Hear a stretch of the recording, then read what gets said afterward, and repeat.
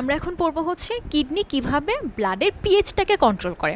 ঠিক আছে, তো ফার্স্টে আমরা আসি যে আমাদের ব্লাডের পিএইচ বলতে আমরা যে জিনিসটা বুঝতাম এটা কি ছিল, ব্লাডের পিএইচ মানে অ্যাকচুয়ালি ব্লাডের প্লাজমার পিএইচ। ঠিক আছে, তো প্লাজমার পিএইচ আমরা পড়ে আসছি হচ্ছে 7.35 থেকে 7.45, আর এভারেজে হচ্ছে 7.4। তো একটু সামান্য তাহলে ক্ষারীয় ব্লাডের পিএইচ। আর তুমি এখন ইউরিনের পিএইচটা আমরা একটু আগে কি পড়ে আসছি একটু মনে করে দেখো যে পিএইচটা ছিল 5 থেকে 6.5, 5 থেকে 6.5 এর মধ্যে থাকে। তার মানে একটা স্বাভাবিক ইউরিনের পিএইচ হচ্ছে অ্যাসিডিক, তাহলে ব্লাডের পিএইচ হচ্ছে তোমার ক্ষারীয়, আবার হচ্ছে ইউরিনের পিএইচ আমরা দেখতেছি অ্যাসিডিক। তো ইউরিনের পিএইচ কেন হচ্ছে কি এরকম অ্যাসিডিক হলো, এটার কারণটা হচ্ছে যে তুমি চিন্তা করো, তুমি যে রেগুলার যে খাবার খাও, হ্যাঁ, আমরা প্রোটিন যখন খাই, প্রোটিন ভেঙে কি হয়, অ্যামিনো অ্যাসিড হয়, এটা এক ধরনের অ্যাসিড। তারপরে তুমি ফ্যাট খাচ্ছ, ফ্যাট ভেঙে কি হচ্ছে, তোমার ফ্যাটি অ্যাসিড হচ্ছে। তো খাবারের মধ্যে বেশিরভাগ উপাদানই দেখা যায় লাস্ট পর্যন্ত অ্যাসিড তৈরি করে ফেলে। ঠিক আছে, আবার তুমি ধরো আমাদের বডি প্রত্যেকটা সেলের মধ্যে কি হচ্ছে, রেসপিরেশন হচ্ছে, শ্বসন হচ্ছে। তো শ্বসনের ফলে আবার কি তৈরি হচ্ছে, কার্বন ডাইঅক্সাইড। তো কার্বন ডাইঅক্সাইড আমরা জানি একটা অম্লধর্মী। তাহলে এই যে তোমার এত এত রিয়াকশনের মধ্যে বেশিরভাগ রিয়াকশনের ফলে যে জিনিসগুলো তৈরি হচ্ছে সবই হচ্ছে তোমার বডির এনভায়রনমেন্টটাকে অ্যাসিডিক করে দিচ্ছে। কিন্তু এখন অ্যাসিডিক থাকলে তো সমস্যা, আমার ব্লাডের পিএইচের সাথে তো মিললো না। সো আমার যেটা করতে হবে যে হোমিওস্ট্যাসিস মেনটেন করতে হবে। তো হোমিওস্ট্যাসিস মেনটেন মানে কি, তোমার ব্লাডে যখন বেশি তোমার অ্যাসিড তৈরি হবে তখন সে বেশি অ্যাসিডকে আমার কমাইতে হবে। কারণ ব্লাড থেকে কমানোর জন্য আমার রাস্তা আছে কি, যে আমার বডি থেকে অ্যাসিডকে আমি বের করে দিব। তার মানে কিডনি দিয়ে হচ্ছে ইউরিনে আমি বেশি বেশি অ্যাসিড পাস করাবো। তো এই কারণে স্বাভাবিক অবস্থায় তোমার বডিতে যেহেতু বেশি অ্যাসিড তৈরি হচ্ছে, সো বেশি অ্যাসিডকে বের করা দরকার। এই কারণে তোমার ইউরিনটাও হচ্ছে স্বাভাবিক ইউরিন অ্যাসিডিক হয়। আমি কি বললাম, স্বাভাবিক ইউরিন অ্যাসিডিক হয়। ওকে, কিন্তু এখন তো অন্যরকম কন্ডিশন হতেই পারে, যেমন এমন একদিন হলো তুমি প্রচুর পরিমাণে হচ্ছে ক্ষারীয় কিছু খেলা, বা তোমার বডির হচ্ছে কোনো ফিজিওলজিক্যাল কোনো কারণে হচ্ছে প্রচুর পরিমাণে বেস তৈরি হলো। তখন কি করতে হবে, তখন কি তোমার ইউরিন আর অ্যাসিডিক করলে হবে না, ইউরিন তখন তোমার কি করতে হবে, বডিতে যেহেতু ক্ষার বেশি, সো আমার এখন এইখানে সামঞ্জস্য রাখার জন্য বেশি বেশি অতিরিক্ত ক্ষারগুলোকে তোমার বডি থেকে বের করে দিতে হবে ইউরিনের মাধ্যমে। তাহলে এখন তোমার ইউরিন হয়ে যাবে কি, ক্ষারীয় ইউরিন। তো এইরকম তোমার ইউরিনের পিএইচ চেঞ্জ হতে পারে। সো এটার একটা আবার লেভেল আছে, যে যেমন দেখো যে বইয়ের এটা আমি দাগায় রাখি যে তোমার ইউরিনের পিএইচ 4.5 থেকে 8.5, হাইস্ট 8.5, লোয়েস্ট হচ্ছে 4.5 পর্যন্ত আসতে পারে। ঠিক আছে, তো এখন আসো যে আমাদের ব্লাডের পিএইচ কন্ট্রোল করার জন্য কি কি মেকানিজম আছে। খুবই ইম্পর্টেন্ট মেকানিজম একটা হচ্ছে বাফার সিস্টেম। বাফার সিস্টেম বলতে কি বোঝায়, এটা আমরা কেমিস্ট্রিতে পড়ে আসছি। বাফার দ্রবণ হচ্ছে তোমার পিএইচকে আনচেঞ্জড রাখে, পিএইচের মানে সামান্য তুমি যদি চেঞ্জ করতে চাও সে চেঞ্জটা হতে দিবে না। ঠিক আছে, তো এই পিএইচ তোমার আনচেঞ্জ রাখার জন্য, পিএইচ এর মান বজায় রাখার জন্য আমাদের বডির অনেক ধরনের বাফার আছে। তার মধ্যে আমি যদি বলি সবচেয়ে গুরুত্বপূর্ণ বাফার হচ্ছে তোমার বাইকার্বনেট বাফার। ঠিক আছে, তারপরে এরকম তোমার প্রোটিন বাফার আছে, ফসফেট বাফার আছে, তোমার হচ্ছে হিমোগ্লোবিন বাফার আছে, অনেক রকমের বাফার আছে। এই বাফারগুলোর কাজই হচ্ছে কি, তোমার যখন এরকম ব্লাডের পিএইচ যখন ওঠানামা করে তখন হচ্ছে সে মেনটেন করে ফেলে। তো এখন আমাদের দুটো কন্ডিশনের নাম আমরা একটু মনে রাখবো। একটা হচ্ছে তোমার পিএইচ যখন বেশি হয়ে যাবে, মানে যখন তোমার ক্ষারীয় অবস্থা তৈরি হবে, ওই অবস্থাটাকে তোমার বডির ফিজিওলজিক্যাল কন্ডিশনটার নাম দেওয়া হয়েছে অ্যালকালোসিস। অ্যালকালি মানে তো ক্ষার, সো অ্যালকালোসিস। আর যখন তোমার পিএইচ কমে যাবে, মানে কত কমে, তোমার 7.4 এর চেয়ে যখন নিচে নেমে যাবে, তখন এটাকে আমরা বলবো অ্যাসিডোসিস।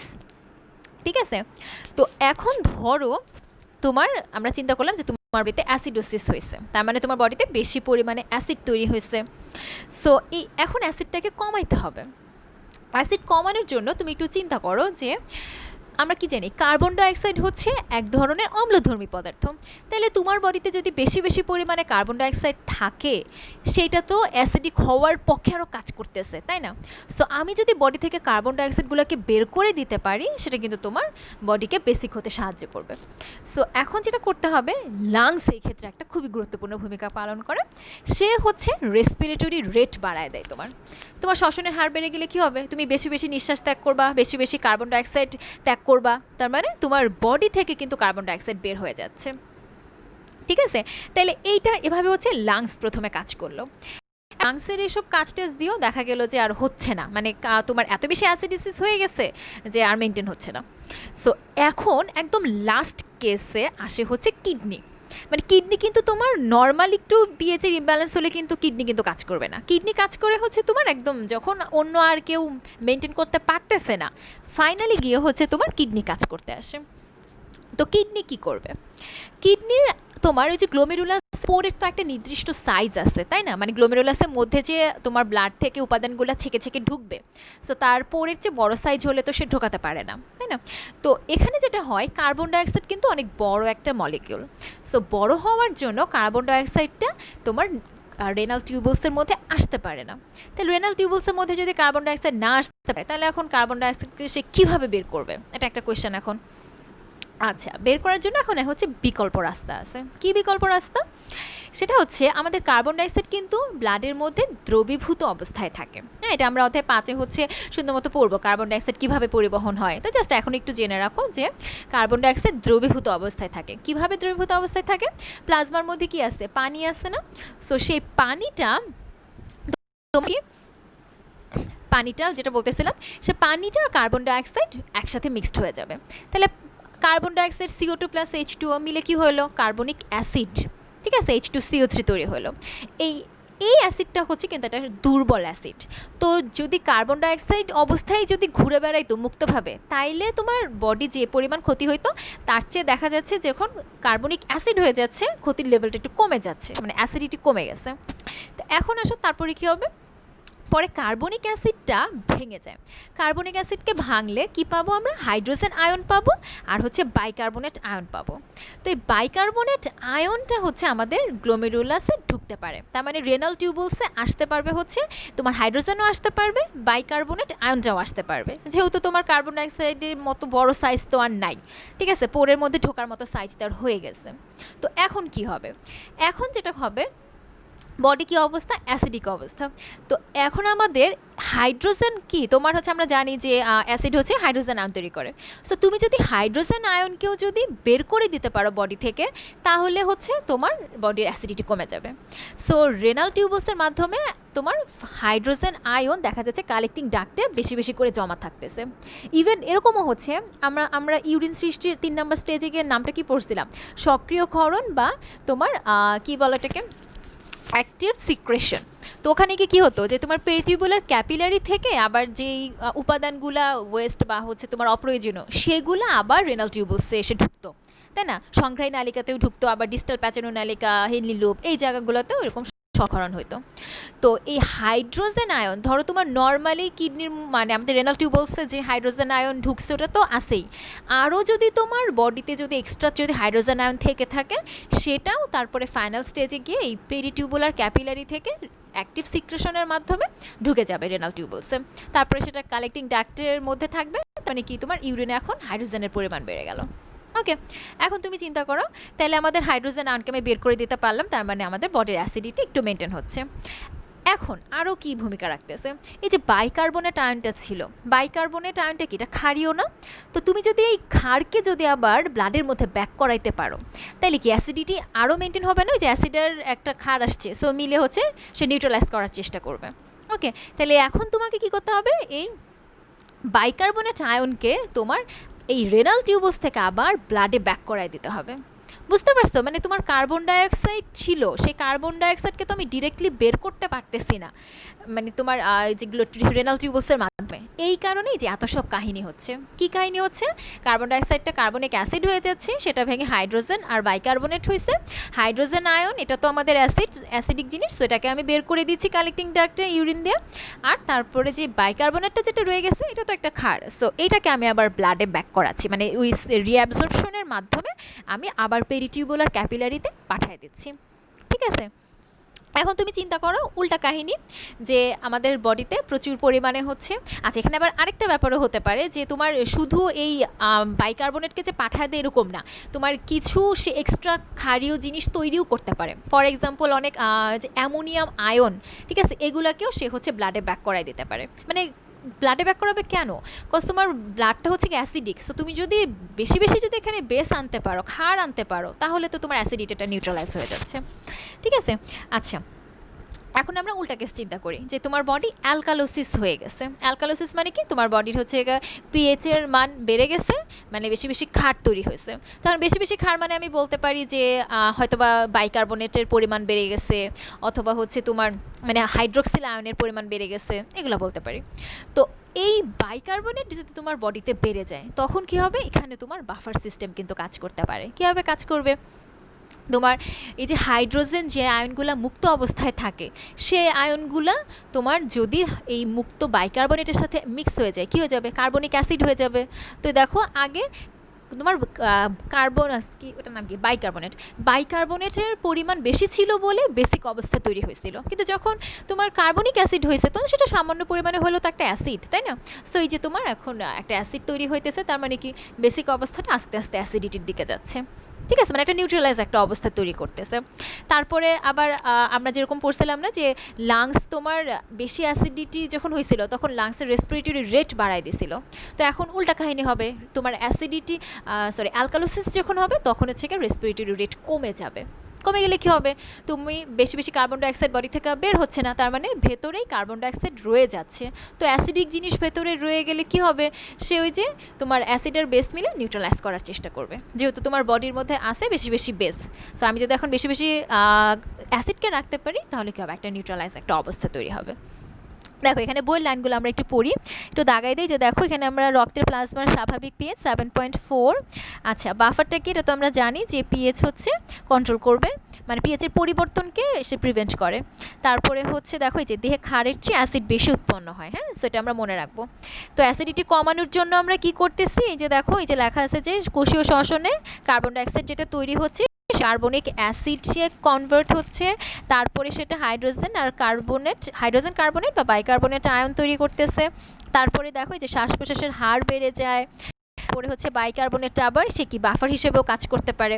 বাইকার্বনেট বাফার কখন কাজ করবে, ধরো তোমার কোনো কারণে হচ্ছে কি যে এরকম হাইড্রোজেন আয়নের পরিমাণ বেশি হয়ে গেছে, সো এই মুক্ত হাইড্রোজেন আয়ন বা হচ্ছে অ্যাসিডিটি যখন বেশি হয়ে গেছে তখন এই বাইকার্বনেট আর তোমার হাইড্রোজেন আয়ন মিলে কি করতেছে, কার্বনিক অ্যাসিড তৈরি করতেছে।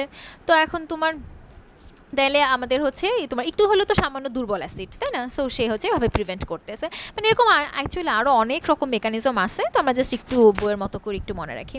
কারণ দেখো এই যে হাইড্রোজেনের ঘনত্ব বেশি হয়ে গেলে এরা তোমার কার্বনিক অ্যাসিড তৈরি করে।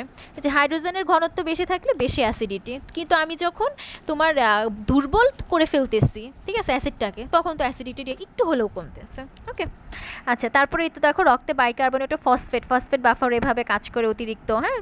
তোমার ফসফেট বাফারও দেখা যায় যে এরকম হাইড্রোজেন আয়নের সাথে তোমার অ্যাড হয়ে দেখা যায় দুর্বল ফসফরিক অ্যাসিড তৈরি করে, হ্যাঁ, সো অ্যাসিডিটি একটু হলেও কমে।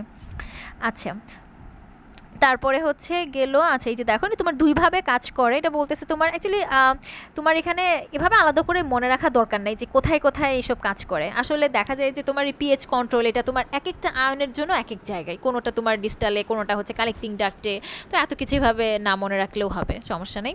তো দেখো বেশি অ্যাসিডিক হওয়া হাইড্রোজেনটা যে দেখো অ্যাক্টিভ ট্রান্সপোর্ট বা তোমার সক্রিয় ক্ষরণ যেটাকে বলে, সক্রিয় পরিবহন আমার বইয়ের ভাষায়। তো এই যে বাইরে থেকে তোমার ভেতরের নালিকাতে ঢুকে যাবে, হ্যাঁ, নেফ্রনের নালিকাতে ঢুকে যাবে। তো কার্বন ডাইঅক্সাইড যদি হাইড্রোজেনের উৎস হয়ে থাকে, দেখো এই যে কার্বন ডাইঅক্সাইড কি হচ্ছে আমাদের বাইকার্বনেটটা ব্যাপন প্রক্রিয়া আবার ব্লাডে চলে যাচ্ছে, ঠিক আছে। তারপরে আর পিএইচ বেড়ে গেলে উল্টা কাহিনী হচ্ছে। তারপরে আবার আরেকটা কি হতে পারে, এই যে দেখো বৃক্ককোষে তারা অ্যামোনিয়াম আয়নও তৈরি করতে পারে, ঠিক আছে, মানে বেস এরকম তৈরি করে তোমার অ্যাসিডটাকে নিউট্রালাইজ করার চেষ্টা করে আর কি। তা আর হচ্ছে কি অ্যামোনিয়াম লবণ হিসেবে তোমার হচ্ছে বের হয়ে যায়। আচ্ছা তো এখানে এরকম অনেক রকমের ইয়া আছে। তো তোমাদের অ্যাকচুয়ালি এই প্রশ্ন হচ্ছে আসলে খ নম্বরের প্রশ্নে দিতে পারে, এতটা ইম্পর্টেন্ট এরকম প্রশ্ন না। আমাদের অসমো রেগুলেশনটা আর কি খুব বেশি ইম্পর্টেন্ট, এরকম তোমার এই যে সোডিয়ামের মাত্রা, পিএইচ নিয়ন্ত্রণ, এগুলো আসলে পরীক্ষার জন্য এত বেশি ইম্পর্টেন্ট না, জাস্ট একটু বুঝে রাখো তাইলেই হবে।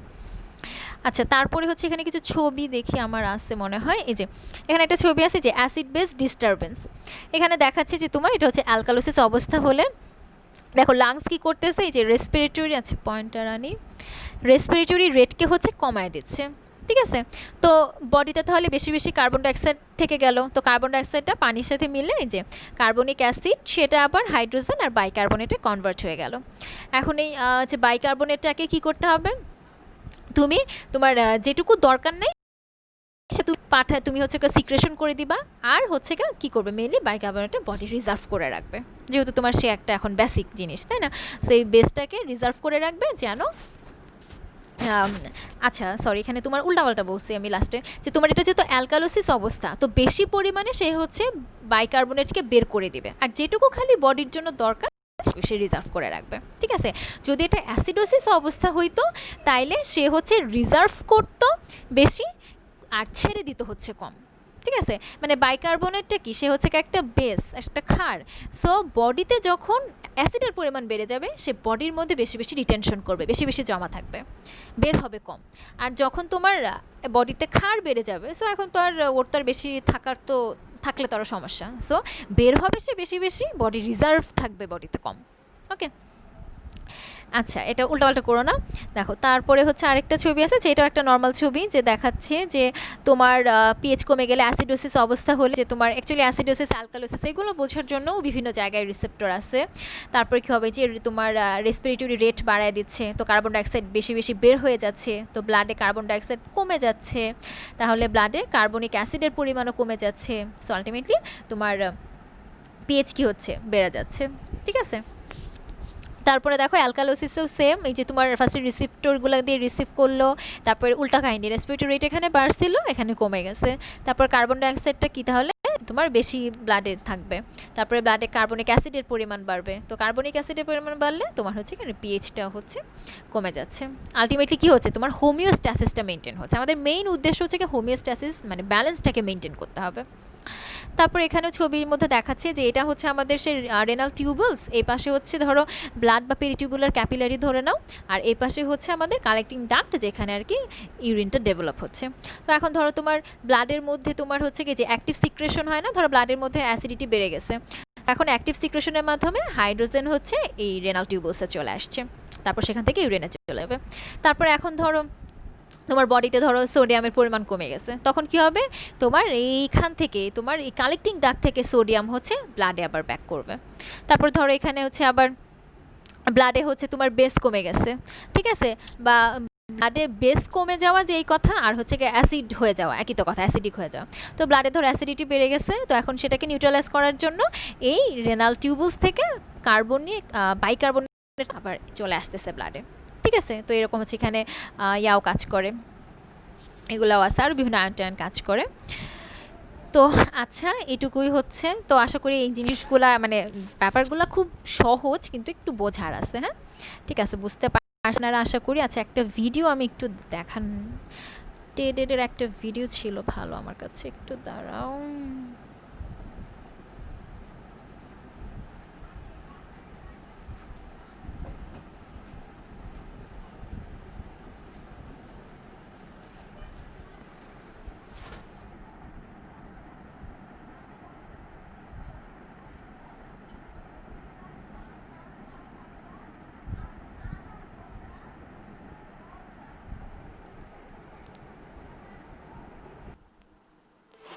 Behind the sudden urge that follows are two bean-shaped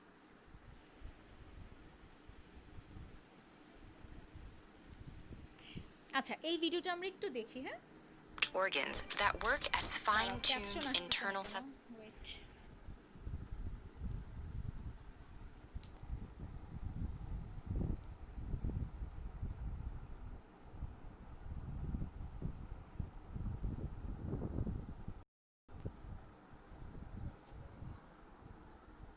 one after the other.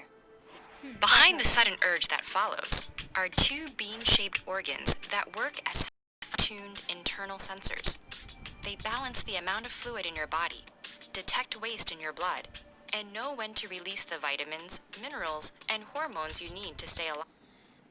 আচ্ছা আমাদের হচ্ছে তোমার এই যে ভিটামিনগুলোর মধ্যে আমাদের এই যে দুই ধরনের ভিটামিন আছে না, একটা হচ্ছে তোমার ব্লাডে, সরি একটা হচ্ছে তোমার পানিতে দ্রবণীয়, আর একটা হচ্ছে ফ্যাটে দ্রবণীয়, ঠিক আছে? ওই যে ফ্যাটে দ্রবণীয় ভিটামিন যেগুলা, এইগুলা হচ্ছে তোমার এক্সক্রিশন করার জন্য না কিডনির খুব ইম্পর্টেন্ট একটা ভূমিকা আছে, বুঝছো? এখানে এখানে দেখাচ্ছে আর কি যে তোমার ভিটামিন মিনারেল এগুলাও হচ্ছে তোমার কিডনি কিন্তু এক্সক্রিশনে হেল্প করে, মানে বডিতে যেটাই হচ্ছে অতিরিক্ত থাকবে সেটাই সে বের করে দিবে।